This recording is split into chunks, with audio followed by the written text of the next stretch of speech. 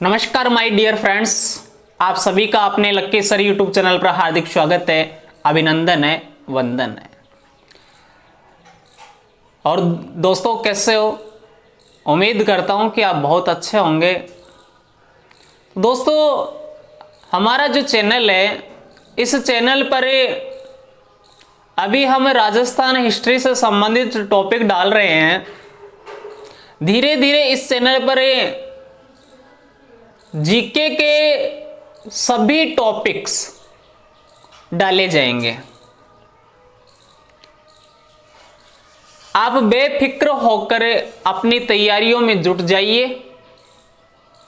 किसी भी प्रकार का आप जो लक्ष्य लेते हैं उस लक्ष्य पर अपना ध्यान केंद्रित कर अपनी पढ़ाई को अनवरत जारी रखें और अपने लक्ष्य को हासिल करें। मैं ईश्वर से प्रार्थना करता हूं कि आप सभी को अपना लक्ष्य बहुत जल्द हासिल हो। तो दोस्तों देखो, कल के वीडियो में हमने रावल रतन सिंह के बारे में अध्ययन किया था। हमने पढ़ा था कि रावल रतन सिंह था जो चित्तौड़ का एक शासक है और पद्मिनी सिंहल द्वीप के शासक गंधर्व सेन व चंपावती की पुत्री थी, जिसके पास एक बहुत ही सुंदर तोता था हीरामन। हीरामन से पद्मिनी के बारे में रावल रतन सिंह को पता लगा तो रावल रतन सिंह सिंहल द्वीप गया, जिसे वर्तमान में श्रीलंका के नाम से जाना जाता है। उसके बाद उन दोनों का विवाह होता है। फिर रावल रतन सिंह पद्मिनी को लेकर चित्तौड़ आता है और राघव चेतन नामक एक तांत्रिक रहता है, पुरोहित रहता है, उसको राज्य से निकाल दिया जाता है, जो अलाउद्दीन को पद्मिनी की सुंदरता के बारे में बताता है। फिर अलाउद्दीन खिलजी पद्मिनी को प्राप्त करने के लिए चित्तौड़ दुर्ग पर आक्रमण करता है, जिसके परिणाम स्वरूप 26 अगस्त 1303 ईस्वी को चित्तौड़ दुर्ग पर अलाउद्दीन खिलजी का अधिकार हो जाता है। रावल रतन सिंह पद्मिनी के चाचा और चचेरा भाई गोरा बादल, यानी हम कह सकते हैं रावल रतन सिंह के दो सेनापति गोरा और बादल, ये लड़ते हुए वीर गति को प्राप्त हो गए। तब पद्मिनी ने 1600 रानियों के साथ, सहेलियों के साथ जौहर किया था, जो चित्तौड़ का पहला साका कहलाया था। क्या कहलाया था? चित्तौड़ का पहला साका कहलाया था। अब देखो, 26 अगस्त 1303 ईस्वी को चित्तौड़ दुर्ग पर अधिकार हो चुका था, लेकिन इसके बाद क्या हुआ, इसकी चर्चा आज हम इस वीडियो में करने जा रहे हैं। तो सभी आप इस वीडियो को ध्यान से देखें। बहुत से क्वेश्चन है जो इस वीडियो से बनेंगे।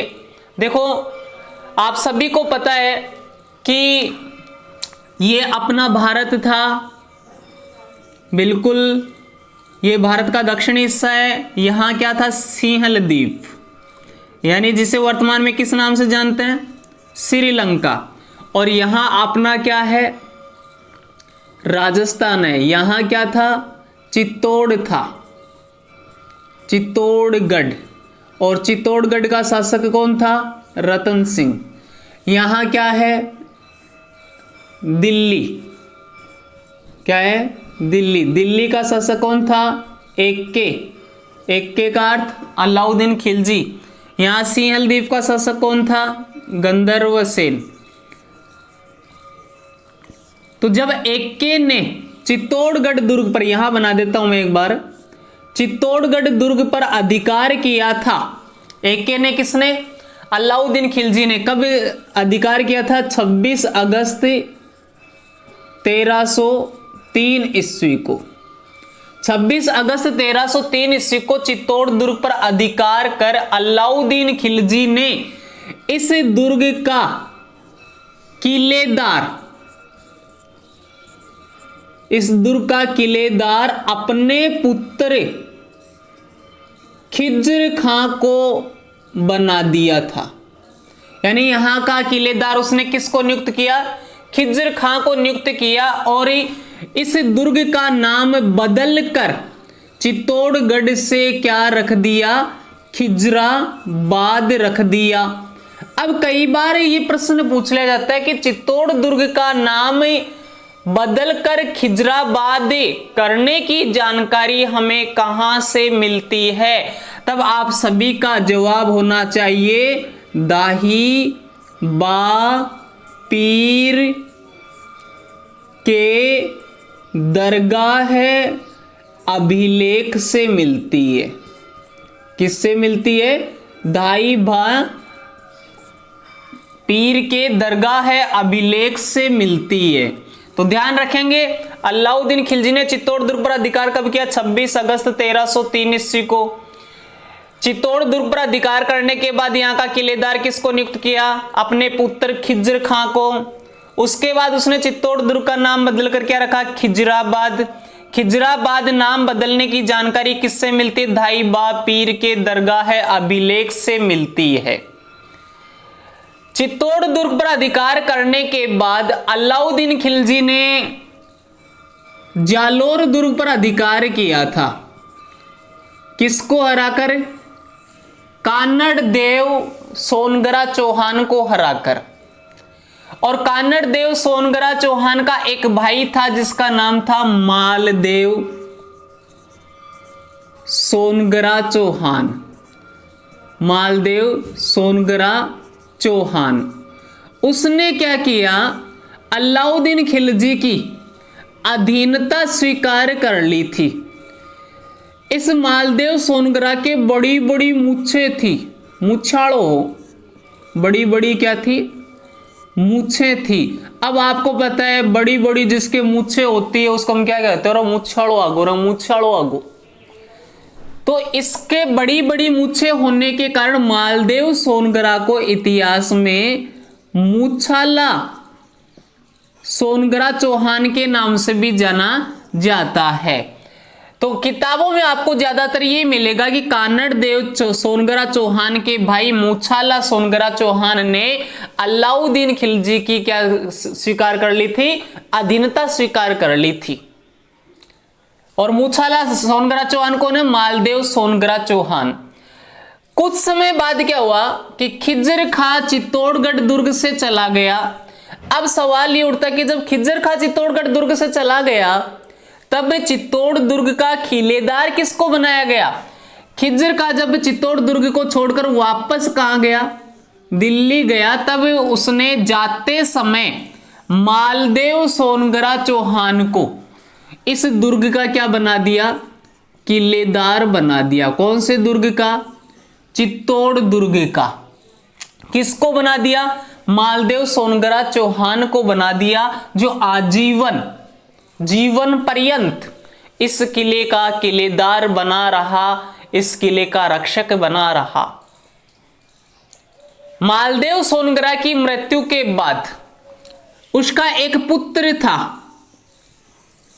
एक पुत्र था जिसका नाम था बनवीर सोनगरा चौहान। वह इस किले का किलेदार बना। कौन बना? बनवीर सोनगरा चौहान इस किले का किलेदार बना था। अब देखो यहां तक तो बात आपके समझ में आ गई कि अलाउद्दीन खिलजी ने 26 अगस्त 1303 को चित्तौड़ दुर्ग पर अधिकार किया, अपने पुत्र खिज्र खां को यहाँ का किलेदार बनाया, उसके नाम पर इसका नाम बदलकर खिजराबाद रखा, जिसकी जानकारी हमें धाई बा पीर के दरगाह अभिलेख से मिलती है। खिज्र खां जब दिल्ली गया तब मालदेव सोनगरा चौहान को यहाँ का किलेदार बनाकर चला गया। उसके बड़ी बड़ी मूछें होने के कारण उसे मूछाला सोनगरा चौहान भी कहते हैं। इसकी मृत्यु के बाद चित्तौड़ दुर्ग का किलेदार कौन बना? बनवीर सोनगरा चौहान। अब देखो विशेष बात ध्यान क्या रखनी है, प्रश्न यह पूछ लिया जाता है कि अलाउद्दीन खिलजी के चित्तौड़ दुर्ग पर आक्रमण की जानकारी किससे मिलती है? चित्तौड़ दुर्ग पर आक्रमण की जानकारी किससे मिलती है? मैं आप सभी को बता दूं कि जब भी अलाउद्दीन खिलजी कहीं भी आक्रमण करने के लिए जाता था उस समय उसके साथ एक इतिहासकार रहता था। एक्के के साथ एक इतिहासकार रहता था जिसका नाम क्या था? पता होना चाहिए आप सभी को, बता सकते हो आप आसानी से। अमीर खुसरो। कौन रहता था? अमीर खुसरो, जिसे क्या कहते हैं, तोता ए हिंद कहते हैं, तारिक ए अलाई कहते हैं। इसने 2 ग्रंथ लिखे थे, मिफ्ता उल फुतू और खजाइन उल फुतू है। लेकिन अलाउद्दीन खिलजी के द्वारा जिस जिस स्थान पर आक्रमण किए गए, उन स्थानों पर किए गए आक्रमण की जानकारी इसने अपने ग्रंथ खजाइन उल फुतूह में दी है, खजाइन उल फुतूह में दी है। तो कोई भी आपसे पूछे कि अलाउद्दीन खिलजी के चित्तौड़ दुर्ग पर आक्रमण की जानकारी हमें किस ग्रंथ से मिलती है, तब आपका जवाब क्या होना चाहिए, खजाइन उल फुतूह है। यह कहा जाता है कि ये जो अमीर खुसरो है वह 7 शासकों के दरबार में रहा था। कितने शासकों के दरबार में रहा था, 7 शासकों के दरबार में रहा था। जिसका जन्म पटियाली, ध्यान रखना है, जिसका जन्म पटियाली इटावा यूपी में हुआ था, पटियाली इटावा यूपी में हुआ था। अब देखो, अमीर खुसरो के द्वारा खजाइन उल फुतूह ग्रंथ लिखा गया, इसमें चित्तौड़ दुर्ग पर किए गए आक्रमण की जानकारी मिलती है। अब जब अलाउद्दीन खिलजी ने चित्तौड़ दुर्ग को जीता था, जैसे मान लो ये चित्तौड़ दुर्ग है, ये क्या है, चित्तौड़ दुर्ग है, ये इसका मुख्य दरवाजा है। इस दुर्ग को जब जीता था तो ये कहा जाता है कि इस दुर्ग के एक दरवाजा था जिसका नाम था अष्टधातु दरवाजा। क्या नाम था, अष्टधातु दरवाजा। वैसे इस दुर्ग के 7 प्रवेश द्वार थे। कितने प्रवेश द्वार थे, 7 प्रवेश द्वार थे, जिसमें एक द्वार का नाम क्या है, अष्टधातु दरवाजा है। तब यह कहा जाता है कि अलाउद्दीन खिलजी ने जब इस दुर्ग को जीता था तो वह इस दुर्ग का अष्टधातु का एक दरवाजा था, वह उसे तोड़कर अपने साथ कहां ले गया, दिल्ली ले गया। कौन, एके का अर्थ अलाउद्दीन खिलजी, जिसे बाद में शाहजहां ने, किसने, शाहजहां ने लाल किले में लगवाया था। किस में लगवाया था, लाल किले में लगवाया था। किसने, शाहजहां ने। किंतु उसके बाद भरतपुर में एक शासक हुआ है। कहां पर, भरतपुर में एक शासक हुआ है जिसे जाट जाति का प्लेटो कहते हैं, महाराजा सूरजमल, महाराजा सूरजमल। तो जाट जाति के प्लेटो महाराजा सूरजमल का एक उत्तराधिकारी था जिसका नाम था महाराजा जवाहर सिंह।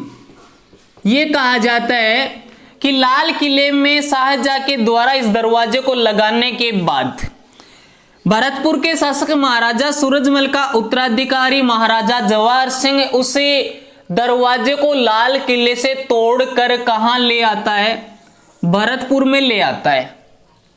और भरतपुर में एक दुर्ग है जिसका नाम है लोहागढ़ दुर्ग, उस दुर्ग में उसे लगवा देता है। यानी अब आपसे कोई प्रश्न पूछे कि चित्तौड़गढ़ का अष्टधातु दरवाजा वर्तमान में कहां है, तो आपका जवाब क्या होना चाहिए, भरतपुर के लोहागढ़ दुर्ग में है, जहां पर राजस्थान के एकीकरण के पहले चरण मत्स्य संघ का उद्घाटन भी हुआ था। और वह उद्घाटन किसने किया था, एनवी गॉडगिल ने किया था। किसने किया था, एनवी गॉडगिल ने किया था। तो ध्यान रखना है, अष्टधातु दरवाजा तोड़कर कौन ले गया, अलाउद्दीन। लाल किले में किसने लगवाया, शाहजहां ने।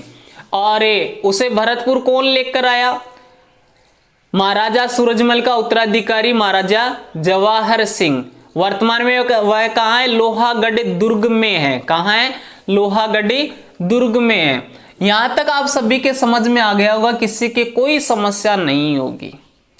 अब देखो एक बात और मैं बता देता हूं आपको, यहां बात चल रही है चित्तौड़गढ़ दुर्ग की, तो आपको यह भी पता होना चाहिए कि चित्तौड़गढ़ दुर्ग कहां बना हुआ है, किसके द्वारा बनाया गया था।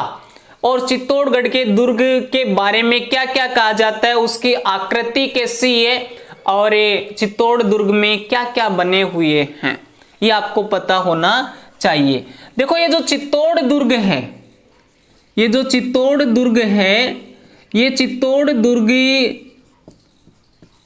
मेसा के पठार पर बना हुआ है। किस पठार पर?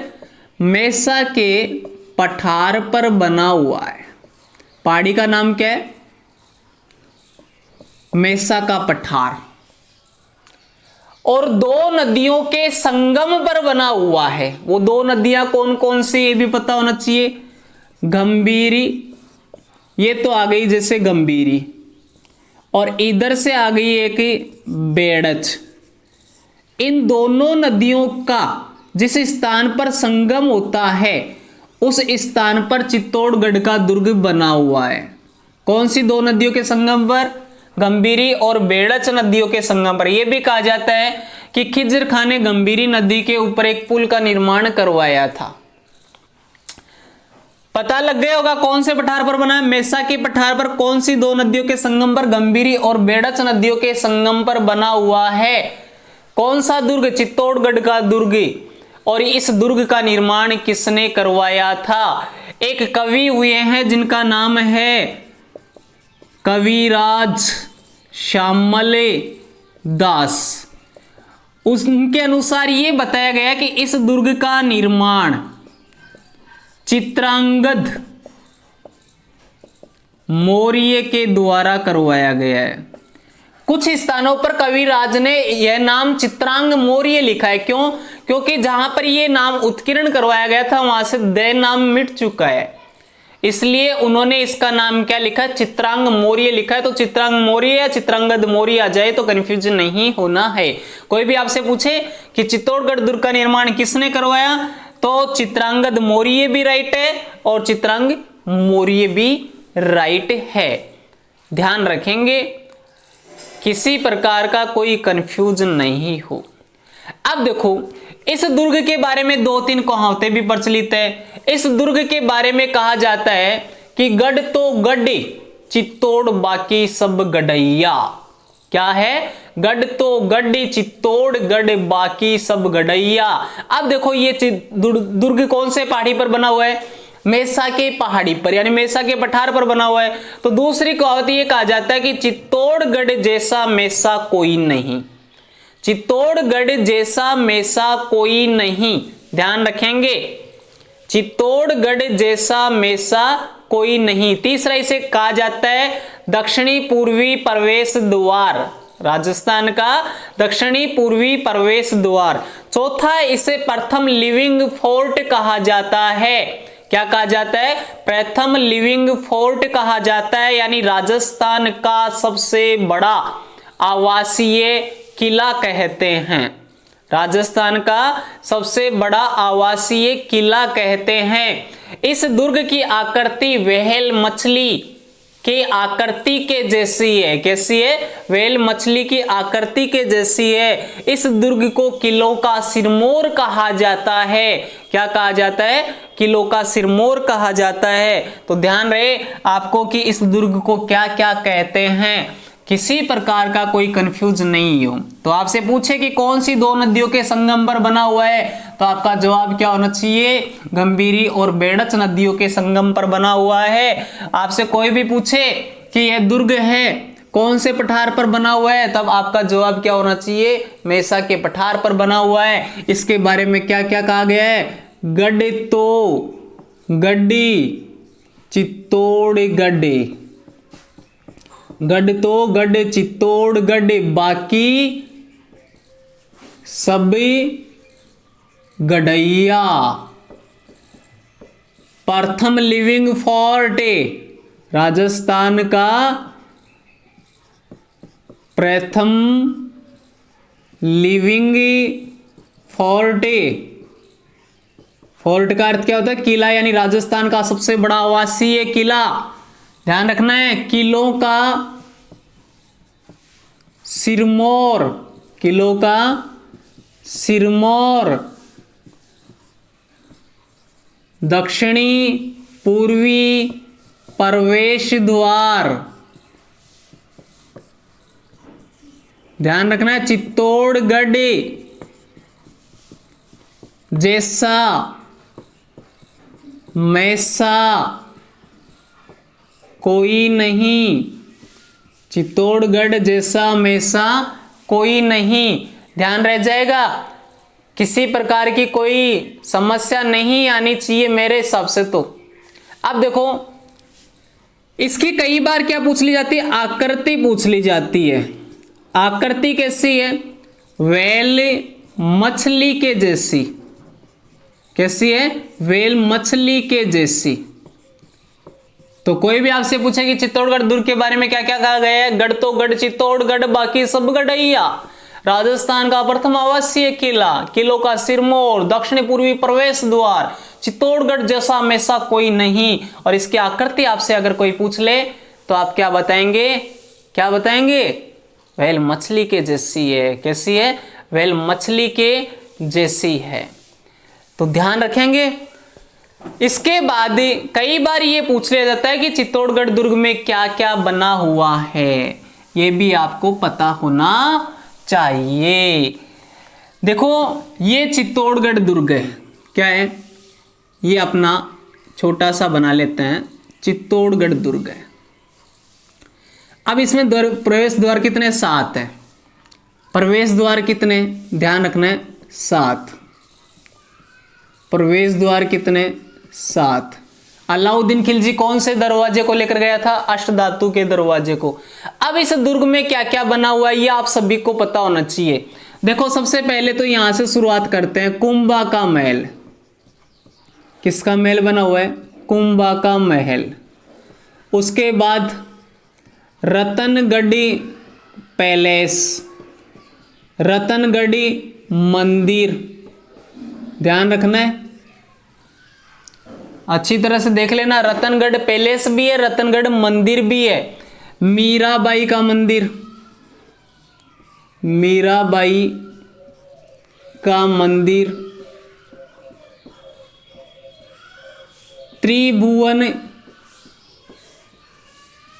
नारायण का मंदिर। उसके बाद बाण माता का मंदिर, जो सिसोदिया एवं गुलो की क्या है,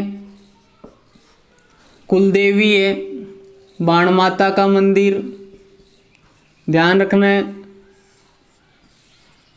कुंभी श्याम मंदिर। ये जो त्रिभुवन मंदिर है इसे समदेश्वर मंदिर के नाम से भी जाना जाता है, जिसका निर्माण तो किसने करवाया था, परमार राजा भोज ने, लेकिन पुनर्निर्माण किसने करवाया था, राजा मोक्कल ने, सॉरी महाराणा मोक्कल ने। कुंभ श्याम मंदिर, गोरा बादल महल, गोरा बादल महल, ध्यान रखना है, बहुत सी चीजें बनी हुई है इसमें। विजय स्तंभ, विजय स्तंभ कितना मंजिला है, 9 मंजिला। कितना है मंजिला है, 9 मंजिला। निर्माण किसके द्वारा करवाया गया था, महाराणा कुंभा के द्वारा। ऊपर जाने के लिए क्या बनी हुई है, घुमावदार सीढ़ियां, क्या बनी हुई है, घुमावदार सीढ़ियां। उसके बाद विजय स्तंभ के बाद आपको पता है इसमें क्या बना हुआ है, 9 गजा पीर की दरगाह है, 9 गजा पीर की दरगाह है। किसमें है, इसी में है, ध्यान रखेंगे, किसी भी प्रकार का कोई कंफ्यूज नहीं हो आपके। फिर चल पीर साहे की दरगाह है, चल फिर साहे की दरगाह है। बहुत सी चीजें बनी हुई है, आप चिंता ना करें, मैं सारी बताऊंगा आपको। उसके बाद सतबीस देवरी, 27 देवरी। उसके बाद संती रैदास की छत्री, जो मीराबाई के गुरु थे, संती रैदास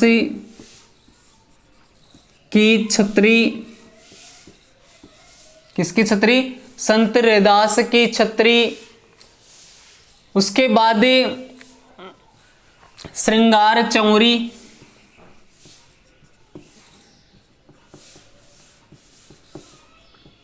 श्रृंगार चौरी। फिर यहां आ जाओ, यहां से बहुत से कुछ वो है शासक हुए हैं, सामंत हुए, सेनापति हुए, उनकी कुछ छत्री हैं, जैसे बाघ सिंह की छत्री, बाघ सिंह की छत्री, जयमल राठौड़ की छत्री, जयमल राठौड़ की छत्री, फत्ता सिसोदिया की छत्री,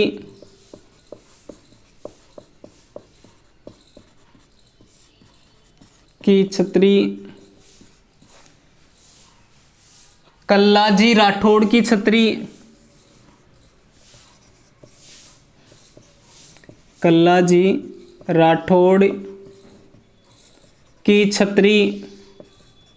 ये जो कल्लाजी राठौड़ है ना, इनको पता है क्या कहते हैं? चार हाथों वाले देवता कहते हैं, चार भुजा वाले देवता कहते हैं। इन्हें शेषनाग का अवतार भी कहते हैं। क्या कहते हैं? शेषनाग का अवतार कहते हैं और चार भुजाओं वाले देवता कहते हैं। किनको? आपको पता होना चाहिए, कल्लाजी राठौड़ को। तो आपको ये पता होना चाहिए कि अब चित्तौड़गढ़ दुर्ग में क्या क्या बना हुआ है। तो यहां से देखो, प्रवेश द्वार कितने? 7। कुंभा का महल बना हुआ है, रतनगढ़ पैलेस और मंदिर बना हुआ है, मीराबाई का मंदिर बना हुआ है, त्रिभुवन नारायण का मंदिर बना हुआ है, बाण माता का मंदिर है, कुंभश्याम मंदिर है, गोरा बादल महल है, विजय स्तंभ है, 9 गजा पीर की दरगाह है, चल फिर शाह की दरगाह है, 27 देवरी है, गुरु संत रैदास की छत्री है, श्रृंगार चौरी है, बाघ सिंह जी की छत्री है, जयमल राठौड़ की छत्री है, फत्ता सिसोदिया की छत्री है, कल्लाजी राठौड़ की छत्री है। कल्लाजी राठौड़ को क्या कहते हैं? चार भुजा वाले देवता और शेषनाग का अवतार कहते हैं। अब देखो, इस दुर्ग के बारे में मैंने क्या कहा था कि इसे राजस्थान का प्रथम लिविंग फोर्ट कहते हैं। तो कई बार प्रश्न ये भी पूछ लिया जाता है कि राजस्थान का दूसरा लिविंग फोर्ट कौन सा है? द्वितीय लिविंग फोर्ट, सेकंड आवासीय किला, सेकंड आवासीय किला, ध्यान रखना है, सेकंड आवासीय किला। अब सेकंड आवासीय किला कौन सा है? सोनारगढ़ दुर्ग, सोनारगढ़ या स्वर्णगिरी। कहाँ है? जैसलमेर में। यह किस पर बना हुआ है? यह बना हुआ है त्रिकूट की पहाड़ी पर। कौन सी पहाड़ी पर? त्रिकूट की पहाड़ी पर बना हुआ है। इस दुर्ग के बारे में भी एक कहावत प्रचलित है, पता है कि आपको क्या है? घोड़ा कीजे काठ का, घोड़ा कीजे काठ का, पग कीजे पाषाण, बख्तर कीजे लोह का, तब पहुंचे जैसाण। घोड़ा कीजे काठ का, पग कीजे पाषाण, बख्तर कीजे लोह का, तब पहुंचे जैसाण। यानी जैसलमेर के सोनारगढ़ तक पहुंचने के लिए पत्थर के पैर होने चाहिए, क्योंकि रास्ता भी ऐसा ही है, पहुंचने की स्थिति भी ऐसी ही है, ऊंचाई पर भी बना हुआ है। इसलिए कहा गया है कि घोड़ा कीजिए काठ का, पग दीजिए पाषाण, बख्तर कीजिए लोह का, तब पहुंचे जैसाण। तो दोस्तों, इस प्रकार से राजस्थान के मेवाड़ में गुहिलों ने शासन किया था और रावल रतन सिंह गुहिल वंश के अंतिम शासक थे। और चित्तौड़ दुर्ग पर किसका अधिकार हो जाता है? अलाउद्दीन खिलजी का अधिकार हो जाता है। अब सवाल ये उठता है कि गुहिलों के बाद चित्तौड़ पर शासन किसने स्थापित किया था? ये तो पता है कि आपको अलाउद्दीन खिलजी ने स्थापित किया था, लेकिन अलाउद्दीन खिलजी अधिक समय तक शासन नहीं कर पाता है। किंतु एक व्यक्ति है जिसका नाम है राणा हमीर, जिसके द्वारा, जो गुहिलों का ही एक सरदार था, उसके द्वारा चित्तौड़गढ़ दुर्ग में एक नए वंश की स्थापना की जाती है जो सिसोदिया वंश कहलाता है। उसी राणा हमीर को विषम घाटी पंचानन वीर राजा कहा जाता है, जिसकी चर्चा हम कल के वीडियो में करेंगे कि सिसोदिया वंश की स्थापना किसने की, कब की, कैसे की, और उसके बाद सिसोदिया वंश में कौन कौन से महत्वपूर्ण शासक हुए। जैसे आपने नाम सुने होंगे महाराणा कुंभा, राणा सांगा, महाराणा प्रताप, राणा लखा, राणा हमीर, मोकल, ये सभी शासक किसमें, सिसोदिया वंश में है, जिसकी चर्चा हम कल के वीडियो में करेंगे। तब तक के लिए धन्यवाद। यदि यह वीडियो आपको पसंद आया है तो दोस्तों इसे अधिक से अधिक लाइक करें, शेयर करें और सब्सक्राइब करें। कल के लिए दोस्तों माफ़ी चाहूँगा क्योंकि कल मैं किसी कारणवश वीडियो अपलोड नहीं कर पाया था। इस बात का मुझे भी दुख है कि आपका भी एक दिन है वह मिस हो गया, लेकिन जहाँ तक संभव हो सकेगा एक दिन समय निकाल कर एक साथ 2 वीडियो अपलोड कर दिए जाएंगे। धन्यवाद। जय हिंद, जय भारत।